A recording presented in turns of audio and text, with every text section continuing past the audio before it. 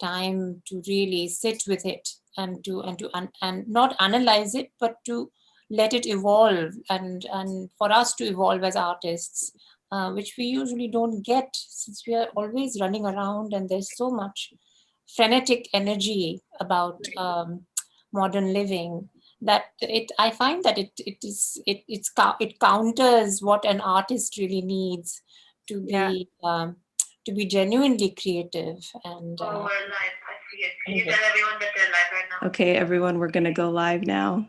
Okay. So you guys can go ahead and start. You can begin. Nadi, can you let me know when we are live? So we are. You can go. Go to the Zoom link. Sorry, the YouTube link.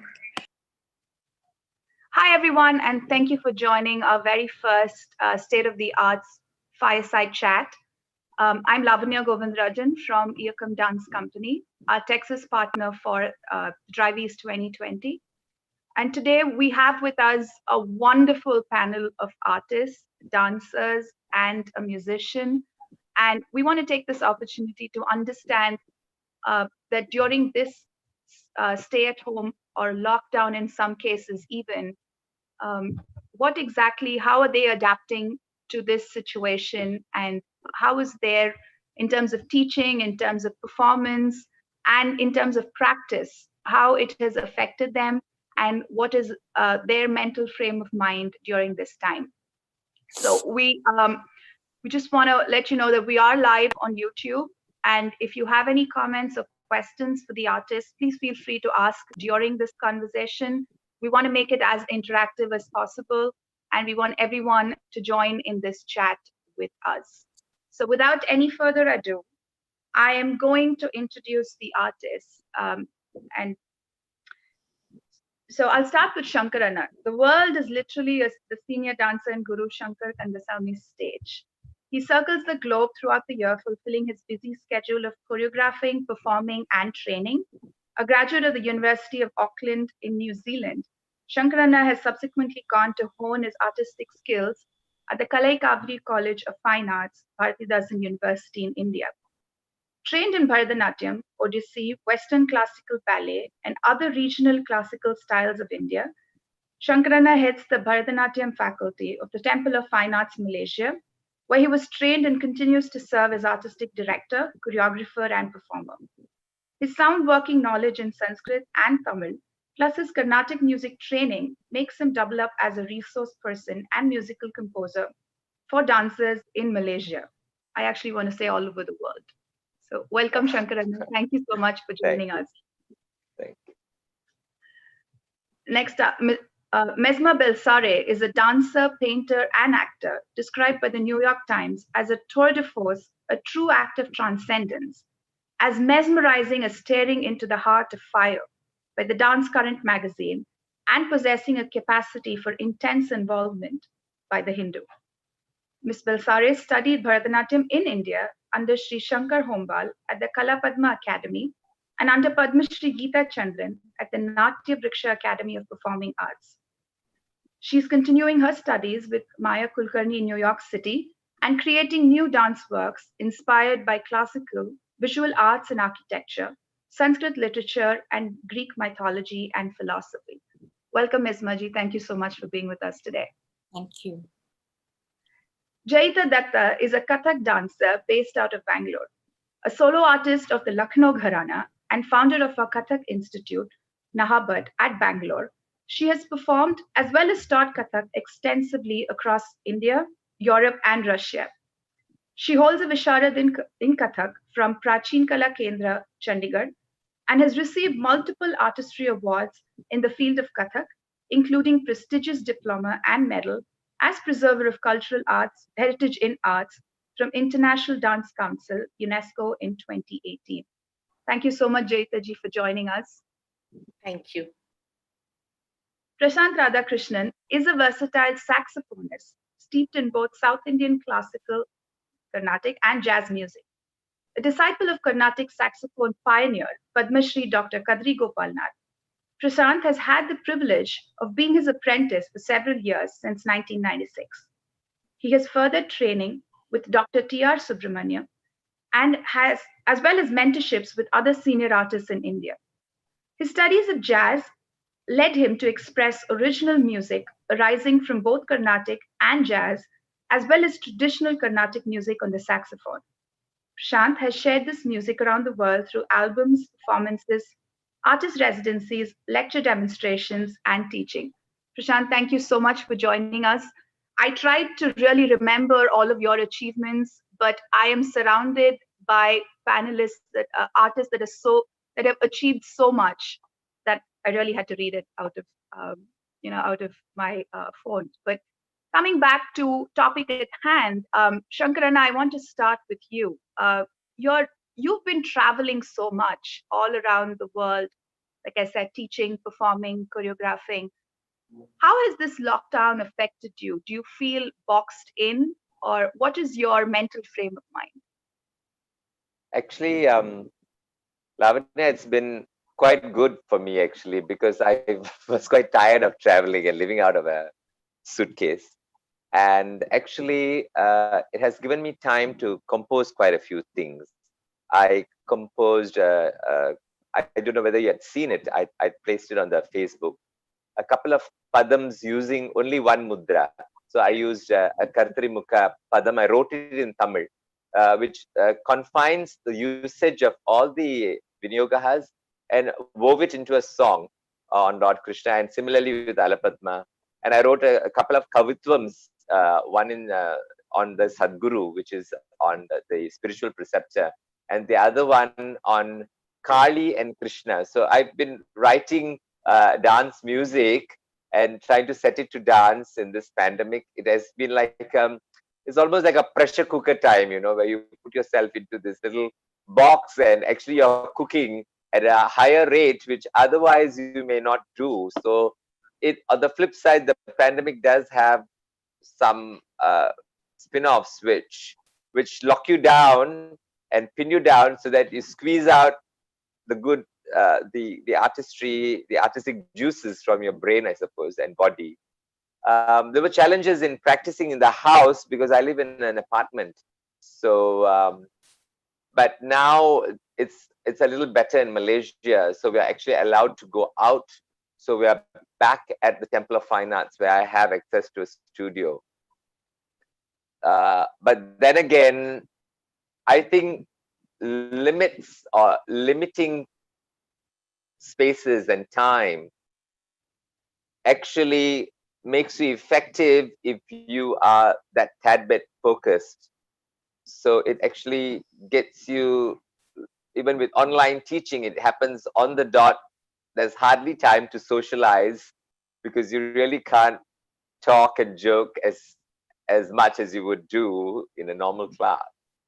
And so that space and time makes it effective. That 1.5 hour class is actually full on, but it does have a impersonal element. It's like I feel that it's like in lectures when you go in the first year at university, it's like the lecturer is just vomiting out whatever, and you just have to absorb everything.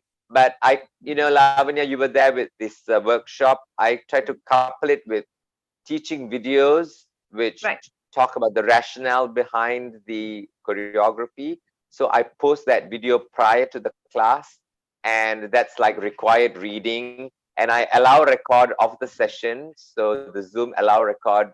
Actually, with the conscientious ones, it works quite well because they have preview and post view of the class, and they actually get to grips. And I've got some students who have actually improved better than had they been in a live session. So I don't know, it's like hard to put down. You lose out the personal side of things, which is very important in a Guru Sishya traditional learning on the one side, but on the other side, I'm reaching out to people in America, which I never thought I would. I never thought it would be so accessible to teach somebody in New Zealand and someone in Norway at the same time. It's quite amazing. I mean, I never I never am computer savvy. So that's a new chapter in my life, a new kind of a door that has opened. Of course, I really miss having the kids in front of me. Right. Yeah, and in Ohio, I must say, because you said I took your workshop. So, I would Yeah, not have that's thought right. it was accessible.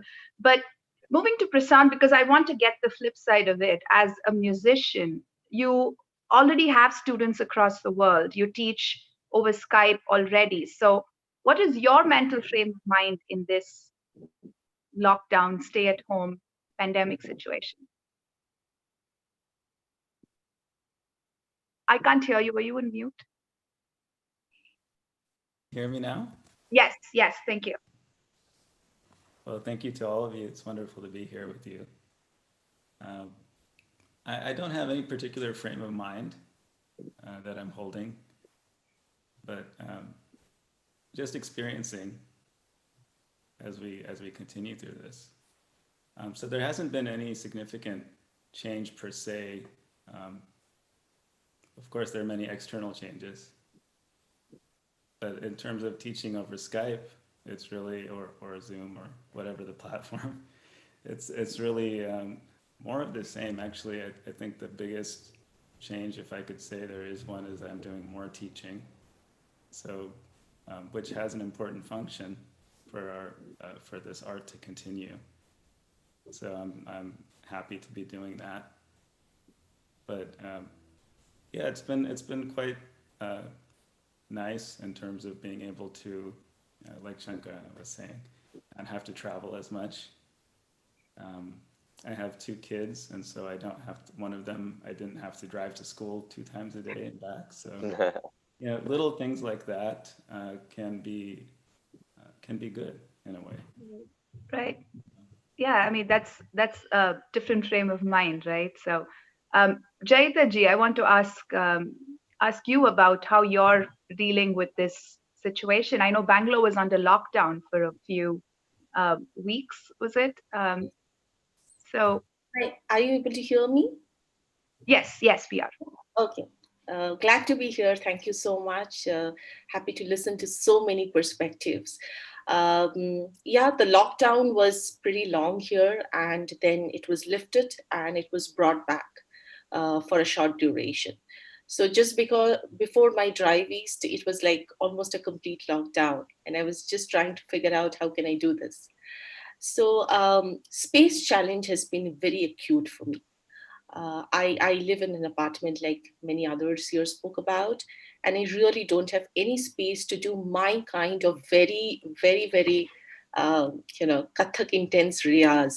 And that's just not practical to do at home. So I need to reach out to a common space, and that was not accessible to me. So personally, that was something I was finding very difficult to cope with.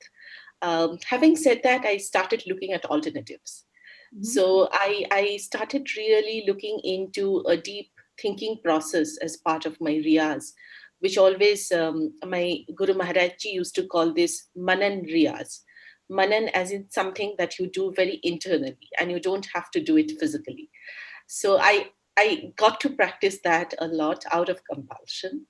As an educator, I thought it was a wonderful time because I was always on online platforms teaching one-on-one students who can't reach out to my dance space. But for me to do it for everyone, people who used to come in group classes to me, online mode was a very different experience, and I found it very productive.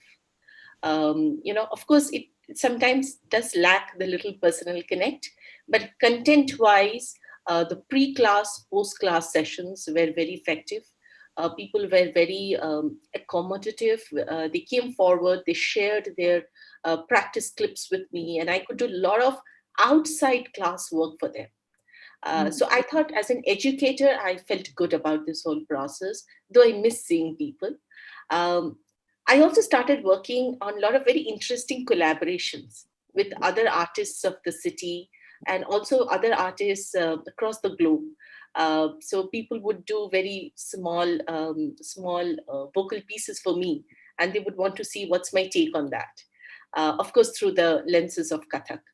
So these were exciting things, and of course, I got the time to do all that because I didn't have to run to my day job on a daily basis, navigate through Bangalore traffic.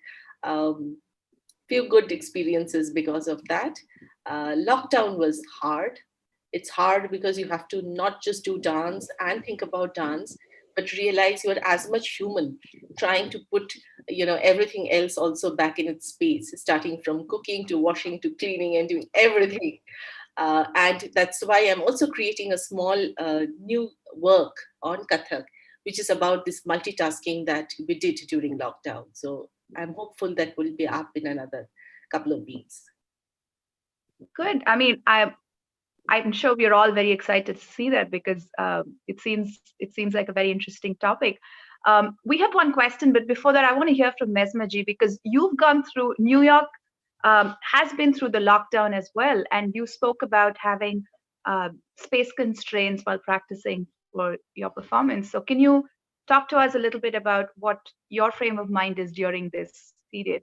New York has been one of the worst hit areas, so. Sure. Well, actually, I live in Boston. I don't live in New York. Okay.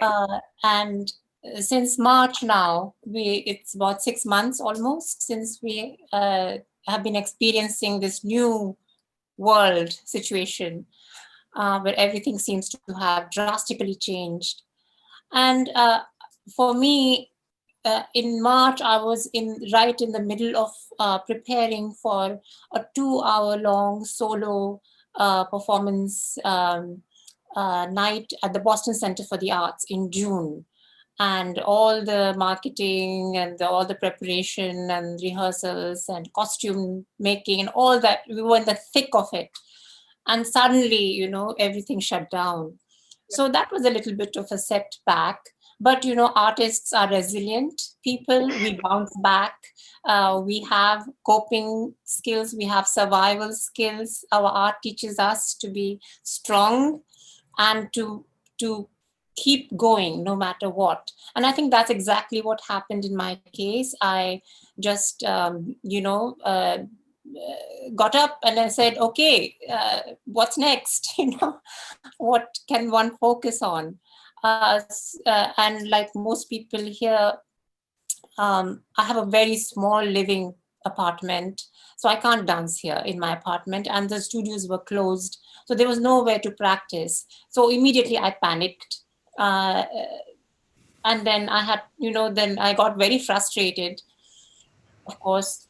So one day I just walked out of the apartment in frustration, and I walked across the street to the university campus. The Northeastern University is right across the street from where I live. And I just sat there brooding and not knowing what to do. And then I looked up and there was this, the wheelchair ramp. So I went there, and you know how they have the bars along, along the ramps. So I thought, okay, these are my bars. Now let's go and start stretching here, because there's no other place for me. So then, and then slowly I found a corridor where I could actually move. So I used that ramp for warm-ups and then corridors for my rehearsals. And then Drive East came along. And so I had to prepare for that. But by then I already had found this place. Anyway, so, I found a place where I could rehearse, thankfully. But again, there were onlookers, and one had to get over the inhibition of, don't look at me, I'm doing something very serious. So all that inhibition had to be relearned, I suppose. So one had to get rid of all that. That was difficult. And then I don't teach, I don't have a school, so I can't share that challenge with others here. But, there were other challenges, because suddenly now there was this demand on dancers to create videos, and have them be professionally done and have them be professionally edited and all that. So I had to quickly learn all these skills on my own. I shot a video in my very small apartment with backdrop on my bed, and and somehow made it look professional. So all these new skills had to be learned very, very quickly. And I think, that was the need of the hour, and one had to get over the inhibitions that one might have had before, that, I don't do this, I can't learn that. So in a way, lockdown had its advantage for me. I'll just say one more quick thing that I love my own company for the most part. So I did not, feel lonely or I didn't feel isolated. I love to read. I love to paint. I'm also a painter. And then listening to music, to really like what Jaita was talking about, the manan of, the riyaz is not just physical movement, but to really internalize what we already have worked on. Then the other thing was as you know, I sew my own costumes. So that I had now the time to sit with the sewing machine and really think about what am I doing. So all of there were lots of things to keep one occupied. There was no dearth of stimulus and things to do. But yes, social, Right. not interacting with people was hard. And during Drive East recently, I did miss the live audience. I have to say, I really dearly missed having a live audience. Right. I mean, it's what you said is very interesting, right? Like artists are resilient, and on stage we're always getting used to so many things. Sometimes you can't hear the singer, sometimes the lights are not right. You're always adapting. So I think this is just a new medium to adapt to a new way of life, and hopefully, we'll get to see all of you live very soon, because I'm sure we're all thirsting for that. But one thing that you said, we have a question actually on the chat.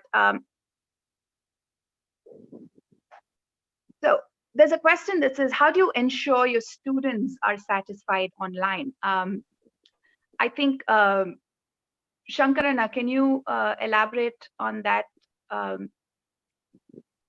Yeah, I usually, I think you remember on the workshop, I actually used to ask you guys to write a comment on how you felt about the workshop, because you can't online, you can't see everybody's reaction, or it's two-dimensional, and you can't see or feel how they respond.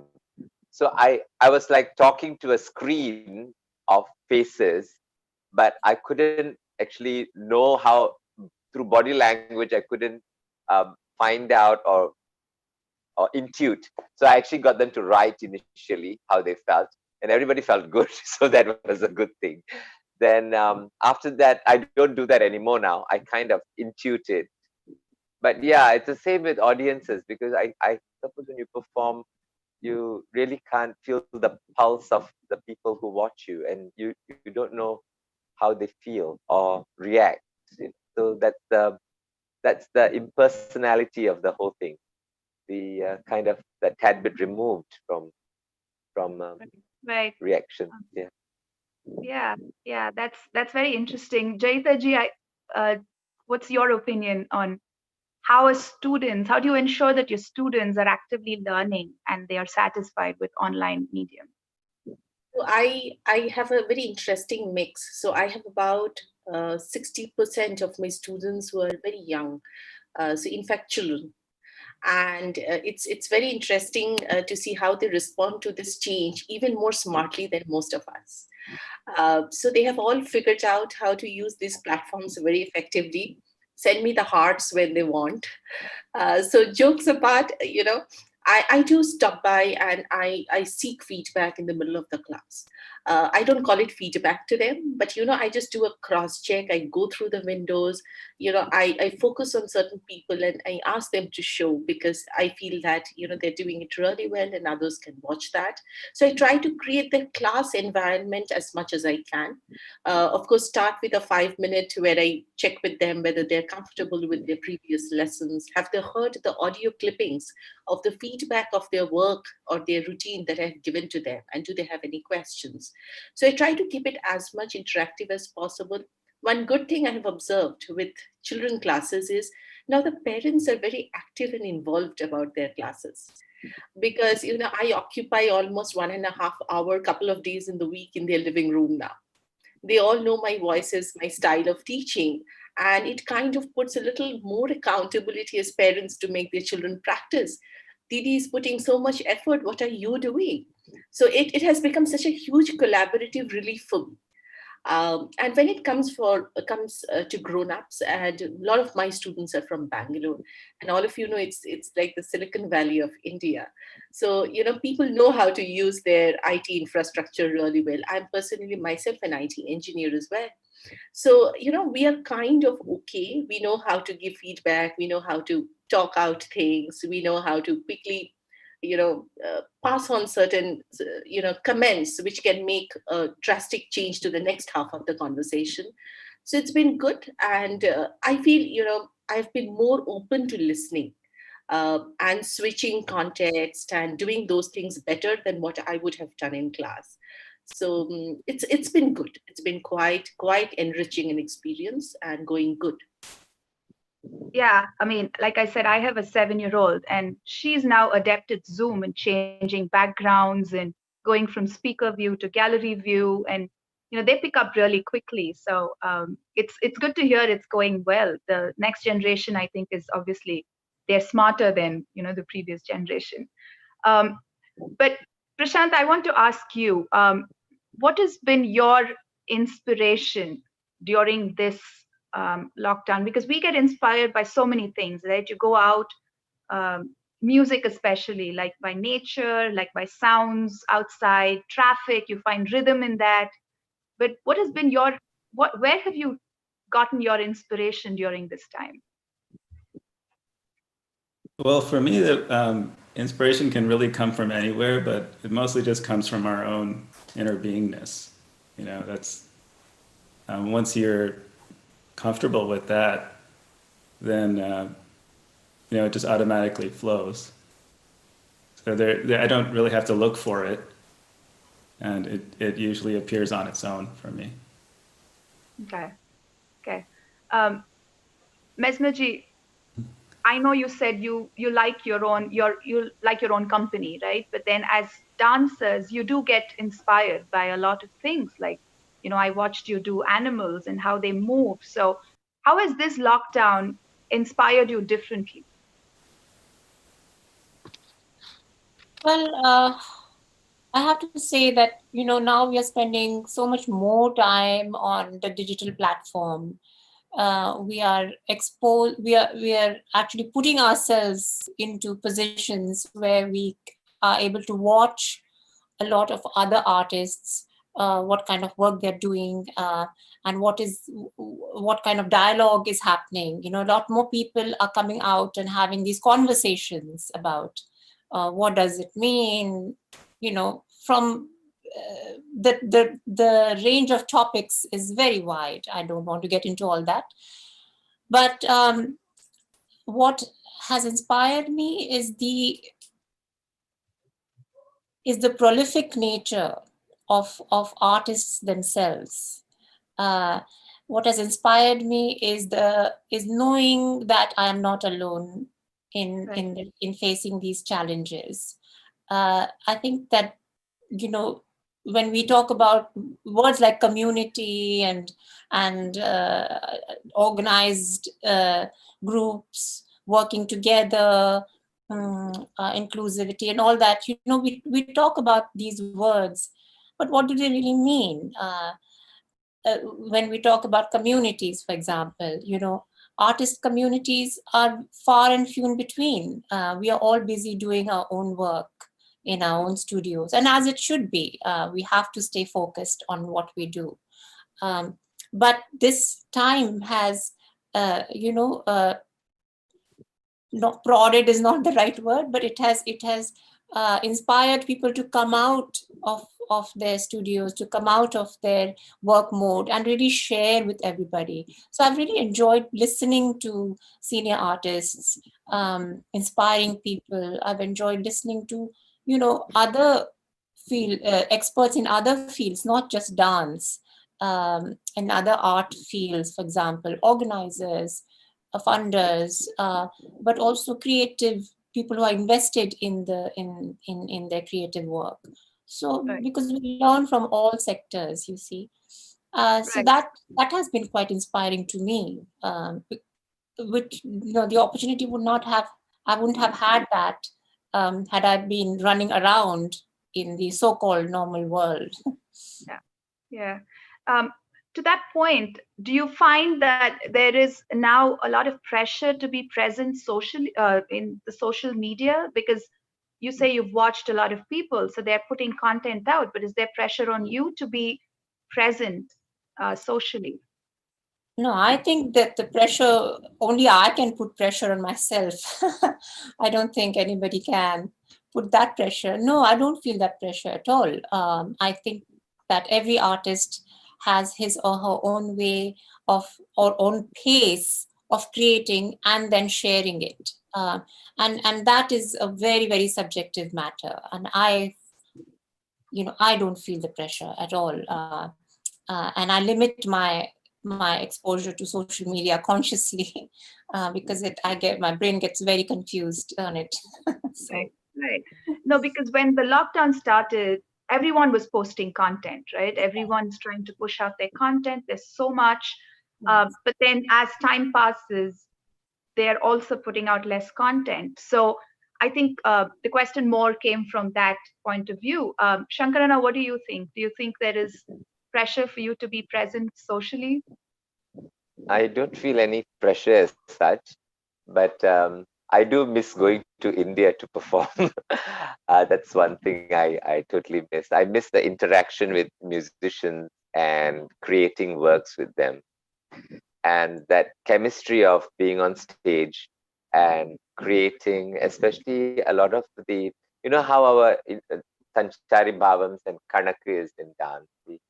It's a lot of it is like the magic of the moment, like that sort of thing is something that I kind of miss more than pressure as such. I don't think I have any pressure to present. There are some online festivals that have asked me to dance, and so I recorded myself. But yeah, I miss that sort of fraternity of the dance musicians, especially. I miss that, and I miss that rehearsals in Bangalore because I usually go to Bangalore and Chennai, and so I miss that sort of the fire in that early morning hours when we need to quickly get our rehearsal done before the program, and that whole buzz of creative moments. I miss that. Okay. Shant, a question for you. What is the hardest part as an artist in lockdown? I mean, if you had to pick something, what would it be? To me, you're asking? Prashant? Oh. Well, for me,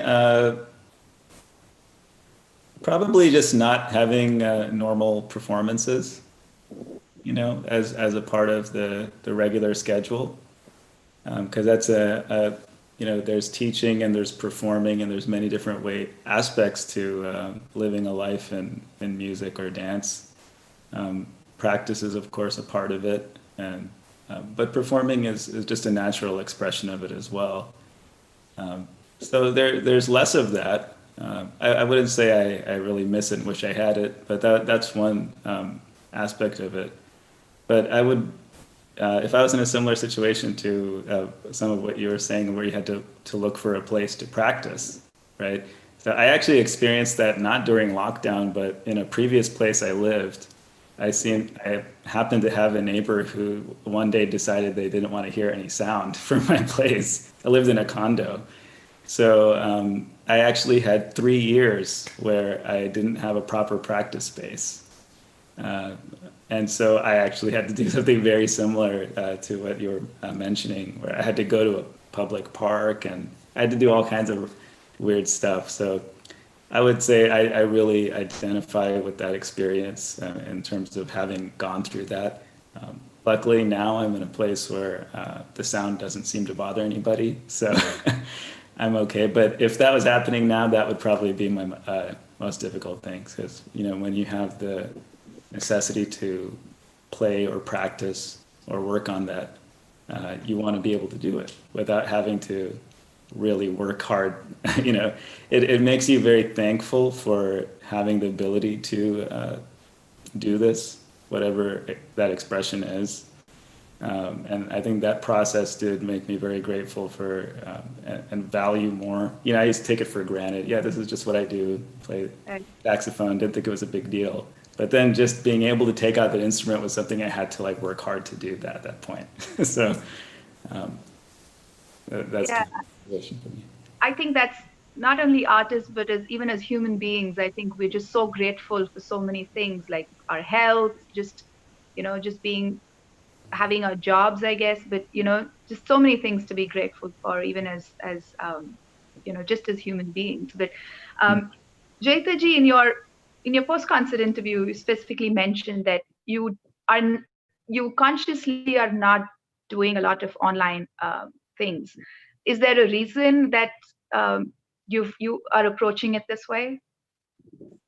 I just don't still feel that inner voice telling me that going live and performing a full recital is what I want to do with my art. I don't mind, of course, being part of any small project where possibly I do a very casual, simplistic 5-minute take of my work. But I'm still not very clear how do I put up a full recital on a Facebook Live. I feel a recital is not just about me going out there playing some musical pieces and dancing to it. It has so many other sentiments, emotions, thinking process, and supporting artists. So I am also one of those Kathak dancers who actually work more with musicians present in my concert with live music. I really do not work much on recorded music. Therefore, I really don't see the point in actually putting up a work which is my work where I don't have that collaborative energy with me. The other important thing is I think not too many people are still talking about it, but it's also about the remuneration. I don't think it's fair to put up full recitals with works which I think ideally should be paid for and watched. And it's not just for me, but it's a hard work of a team that has gone behind creating that, putting it up. I am not very sure how can it be just put up for free. And that I'm very, very respectful to people who are doing it. I'm sure they have their reasons to do that, but I couldn't find my reason to do that. And fortunately or unfortunately, there has been a lot of demand for that kind of concerts. I say fortunately because maybe it's working for some, but unfortunately it's just not working out for me.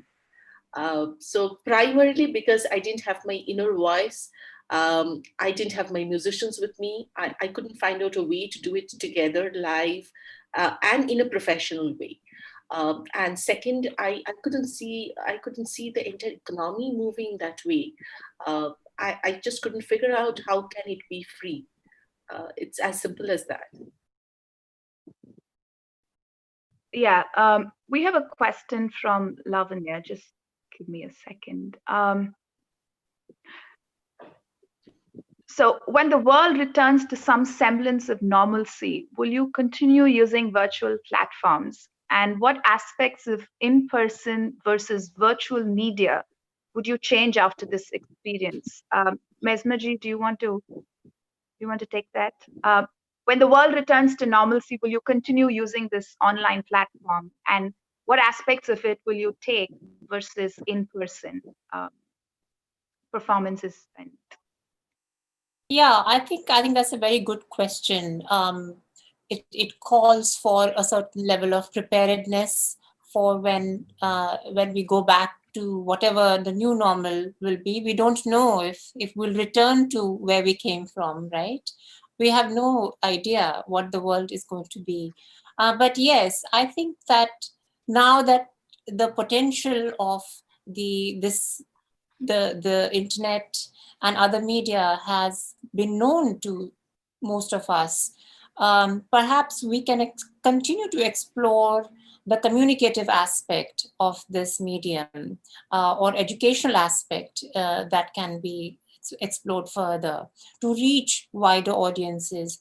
But I still think that the classical Indian music and dance traditions, they are such intimate traditions. They call for a certain presence in the room. So I think that there will be a great hunger to return to that, modern, for the lack of a better word, that's not coming to, glorified salon of the of the proscenium. I think that artists are really, they're thirsty for that. So I can see a huge plunge in that direction once it's no longer a health hazard, Right. because we have to consider that. But the digital medium, electronic medium, film as a dance medium, I think that's that question about, is film a good medium for dancers? That's not a new question. That question has hovered in the air for a very long time now. But I think now we are forced to confront it. Many dancers in the past have attempted to make beautiful films from their work, but that is a really different skill and an undertaking to do justice to dance on the celluloid. So that medium, I think we ought to learn more about and to explore. Okay. Shankarana, do you have inputs? Because now you're taking workshops online, but you're also a performer at the very heart of it, right? So, what aspects of this online versus, or what aspects of the virtual would you take when things get back to normal? I think recently in one of the works that I composed, I actually got my Natonar to do the composition in Bangalore, and a mridangist in Malaysia, and a flutist from Chennai, and we actually recorded everything quite. I should say about 80% or 90%. It sounded very professional. It was done from their homes, and with a click, we managed to get a good recording done internationally. So I would have never done this had the pandemic not occurred. So so yes, I think it is good. And recently we are opened up here in Malaysia to the social distancing is there, but we have classes going on. So some classes, what I do is the students dance with me in the studio, and the online students are on the big screen in the studio. So we have a combination of online as well as virtual interaction happening. So when I also get to tangibly correct the students who are with me, and also upon them model them for those who are making mistakes on the screen. So this kind of a two-way combination is also a good way of extending out. There are some good things that come out from that. Because it's like sometimes you watch a class on television, like a yoga class, and you have students who are medium good and very good, and they are also with the yoga instructor they are doing. So people on the other side of the screen, they feel well, it's not too bad, we are all in it together, we are all learning at different stages. So it is like yeah, it has a difference. And I think even after this pandemic is over, I may like to continue this way, because I'm able to reach out. And even within the city of Kuala Lumpur, there is terrible traffic. So now I've opened up classes, online classes within KL itself, for students who are in other locales, other suburbs, because they find it very hard to come to the physical space through the traffic. So this has opened up another, and housewives who find it very hard to dance in between cooking and all. Now, in that little pocket of time between dinner and lunch, there is a little pocket, and said, "Sir, I wouldn't mind having a class now. Would you take a class for me from my house?" So I said, "Yes, why not?" He said, "So I'll never dream of doing this class on a normal day." So this has opened up all those little little pockets, where people who thought they could never dance because of household duties or whatever, or work constraints, they are now like, there is this new possibilities which have emerged. So I pray that, and they're so fulfilled, they feel so happy. They said, "Anna, I never thought I'll be able to dance, because I'm bogged down with looking after my baby or in-laws or some work I'm doing. And suddenly now I'm able to squeeze in this little bit of time. So it has opened up certain things, which I pray that I think a fusion of both, a coming together of virtual as well as the real one will help. It has its own. Yeah, I sure hope everyone still continues to do work virtually, because I'm, like you said, I'm able to take in from so many different genres, and I'm now exposed to things that I wouldn't necessarily be.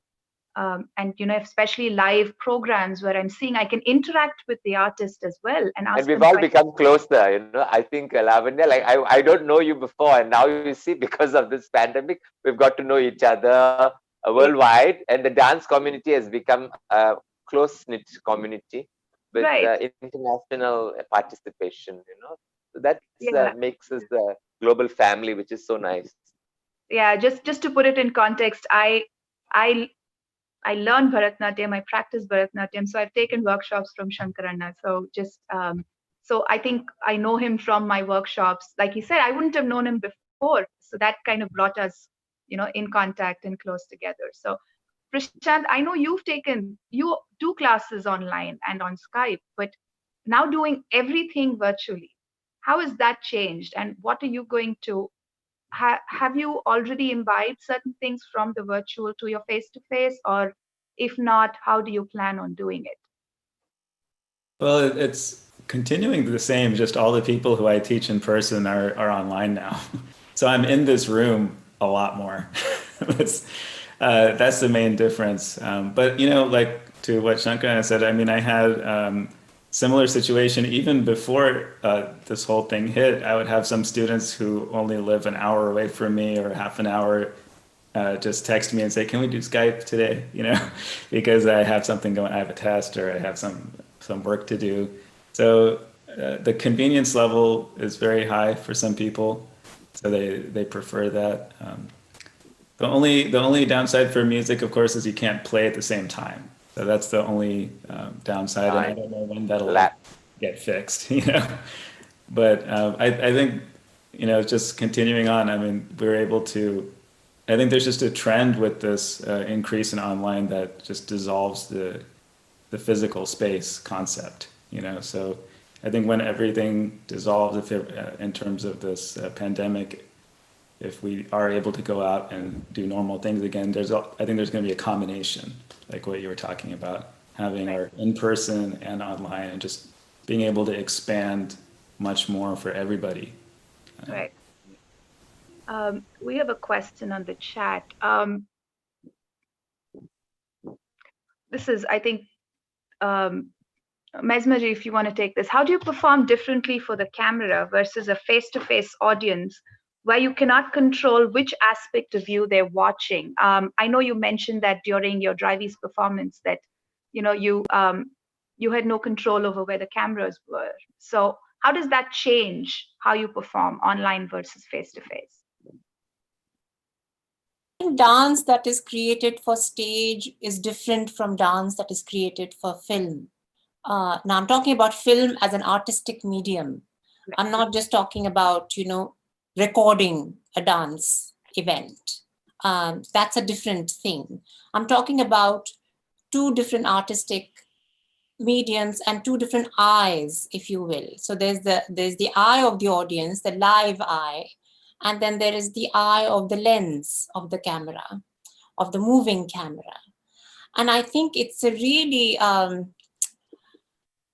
one has to really look at the two mediums very differently.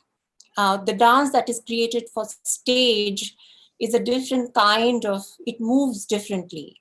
But again, if you have the right understanding between the dancer and the filmmaker, and you've seen these examples, you can see Nathan Kroll's film on Martha Grant's Night Journey, for example. And then you also saw Malvika Ji's Unseen Sequence documentary, which is a beautifully created film. But that just that beautifulness of it, the beauty of it just doesn't happen. It happens because two artists of two different mediums have come together in a collaboration, in a true collaboration. So I think one has to really be consciously investing in understanding and creating film for dance, specifically for dance. And what my hope is that because of the pandemic, because of the need for dancers, a lot more filmmakers, whether they are students currently, you know, they may be a graduate student at, say, the Emerson College in Boston, studying filmmaking, and here is a new career for you, you know. So I'm hoping that a new crop of creative imagination for how to film dance will emerge from this, because we don't know. I'm hoping that it will generate a whole new way of watching dance. Right. Yeah, that's a very interesting thing you say, that different way of watching. And I think some people will want the virtual medium also to coexist with the live medium, right? Because there is such a thirst for it, and people are now being exposed to so much. So where they were boxed in, now I think their whole vision has expanded. So that's a very interesting thing that you say. Jayitaji, I want to ask you about, your Driveys performance was online. And so how did you come up with a different, to Mesmerji's point, how was your thought process different for an online performance? Because you mentioned also that you work a lot with live audience, and this was a recorded piece. So there's no interaction. You're dancing to a camera. So can you walk us through what your thought process was? So, Lavanya, it was one of the most difficult decision making that I had to do, because Kathak, as you very well know, is very conversational, and we converse with musicians, we converse with the tal actually, so, and of course with the audience, and there's a lot of energy that we draw from the moment, which is the beginning as well as the end for my piece. And I would have 16 or 20 of them in a pure technical dance piece. And I would really not know what to do if I don't get those, those little arivas, and, those ways of people telling you that, oh, yes, you just arrived on time and this is wonderful. And you also learn from some of those silences when people possibly did not enjoy what you wanted to convey. And you fine tune your performance while you perform. So I had to do real deep thinking on how am I going to create a part of that conversational element, as well as built in something which is good for filming. So if you had seen my last piece of Drive East, which was the Sanctuary piece, that was created completely during COVID time. And it really did not have a conversational element in it. So I created it, of course, with the help of my mentors, which is on a narrative of, dissolving boundaries and leaving people with a message of oneness. And it was a very unidirectional piece. And I thought the audience loved it. I was very, very skeptical about it, because I knew I'm not seeking a response. I'm just triggering thoughts. I'm not seeking a response. So I was very skeptical first time for a dancer like me, and it was very hard on me emotionally, because I actually had to build in the thinking process behind a lot of political things happening around, and bring that energy within my piece. So just to put it in context for others, it was a piece about how different energies come together, and we finally understand that there is only one light that's on all of us, and that light doesn't differentiate. Ek Noor, one light, which doesn't differentiate whether somebody is good or bad as we judge. It doesn't differentiate whether somebody is a black or a brown or a white. It doesn't differentiate beyond belief system. So it is something that was just for messaging and not for conversation. So I thought I've kind of cracked it as to what I want to do when I get to do a only film kind of a dance. I still don't know if I love doing it the most, So I think the hybrid model, that's the way I call it. Everybody's talking about this combination, right? I think going forward, this hybrid model, both in terms of my performance as well as in terms of teaching, would be the future. Right, right. I mean, your performance was awesome. So, I think you really cracked it. So, Thank you so much. My pleasure. um, so we have a question for Shankarana from Suhasini on YouTube. Shankarana, what is your take on so many live performances where all dancers of different ages and levels are performing? What do you think this is good or bad? It's hard to be judgmental to say whether it is good or bad, because at every level, everybody needs that exposure and experience. A young dancer needs a platform also to. Every time you perform, it is you're ascending a particular stage. You're overcoming certain barriers. So I think it is a good thing as well as a bad thing if it is abused or it's overdone. Anything overdone and not done aesthetically or done with any thought process behind it becomes just just an exercise. So I think it's a fine line to, even that requires mentorship, a little guidance. You all and sundry get onto the stage, but everybody has their niche audiences.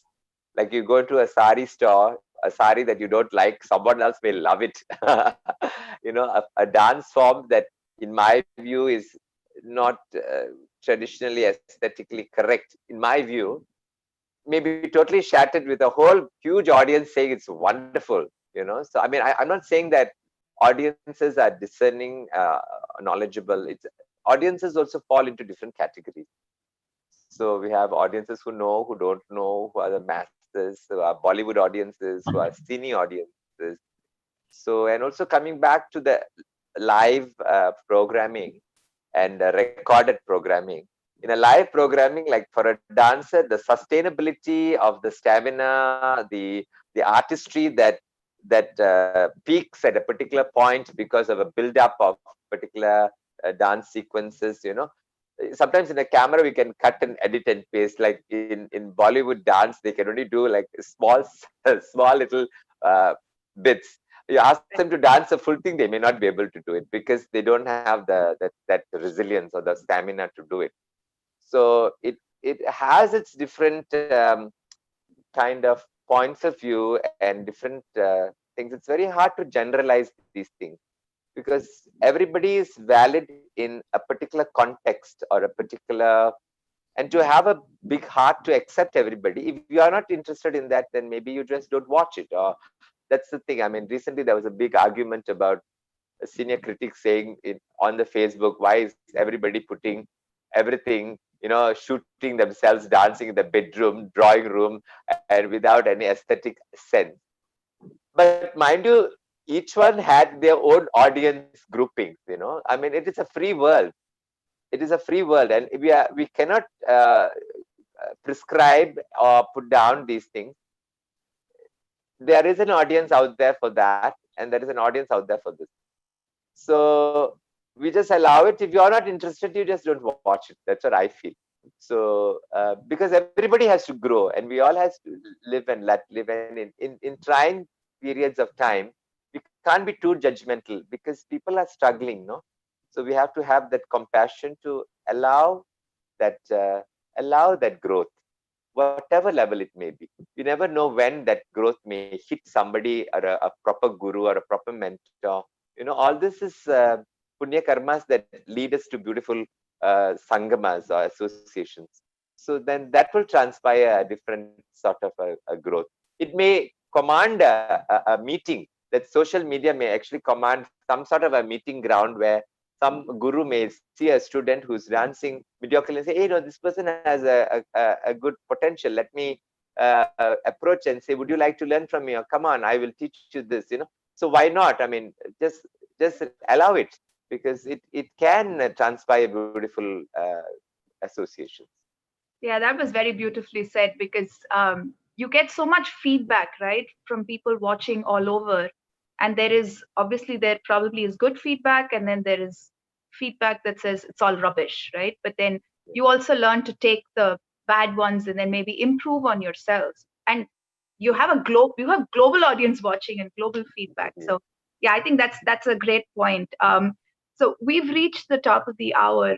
We have another discussion starting soon, but I just want to say thank you to all of you. This has been such an engaging discussion. I know, Jaita ji, it's very early for you in India. So thank you so much for joining us. This has been a great conversation. Shankaranna, fairly early for you as well in Malaysia, and with rains, your internet worked. So that was awesome. And thank you so Prashant, much, Lavanya. Thank you. Yeah, Prashant, this has been great. Thanks for your insight. You come from a different perspective from the dancers. So I think it has been great getting to know your process in all of this. And Mesmaji, it's been great hearing because it's so different from, you had very different ideas that you brought, and everybody had their own, individual ideas. So this was great. Thanks everyone for joining us. And we have another discussion starting immediately soon for the audience that's watching us. So thanks everyone again for joining us on YouTube. It was an engaging discussion. Our next state-of-the-art discussion is on politics and art. So our viewers who are out there, please join us there as well. And thanks again, everyone. And wishing you all the very best for this, for the rest of your season. And I'm really looking forward to, like you said, a mix of virtual and online, so people like me can be exposed to so many of your brilliant works. Thank you so much. Thank you so much. Thank you. Have a good rest of the day.